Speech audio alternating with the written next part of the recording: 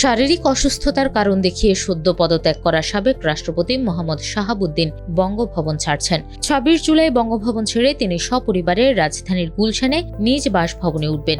তবে চিকিৎসকদের পরামর্শে চিকিৎসার জন্য শিগগিরই তিনি বিদেশে পাড়ি জমাবেন বলে জানা গেছে। ২৫ জুলাই দৈনিক সমকালকে দেওয়া এক ফোন আলাপে তিনি নিজেই এসব তথ্য নিশ্চিত করেছেন।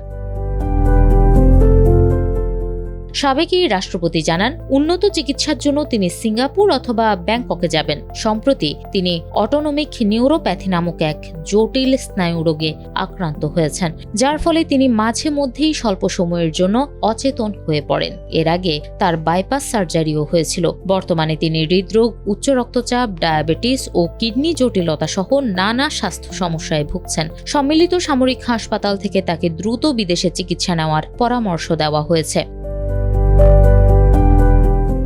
মোহাম্মদ শাহাবুদ্দিন বলেন, বঙ্গভবন ছাড়ার প্রস্তুতি হিসেবে কয়েকদিন আগে থেকেই ব্যক্তিগত মালপত্র গুলশানের বাড়িতে সরিয়ে নেওয়া শুরু হয়। ইতোমধ্যে বাড়িটির পরিচ্ছন্নতা ও সংস্কার কাজ সম্পন্ন হয়েছে। সংবিধান অনুযায়ী নতুন রাষ্ট্রপতি নির্বাচিত না হওয়া পর্যন্ত জাতীয় সংসদের স্পিকার ভারপ্রাপ্ত রাষ্ট্রপতি হিসেবে দায়িত্ব পালন করবেন। সেই অনুযায়ী বর্তমানে স্পিকার হাফিজ উদ্দিন আহমদ ভারপ্রাপ্ত রাষ্ট্রপতির দায়িত্ব পালন করছেন।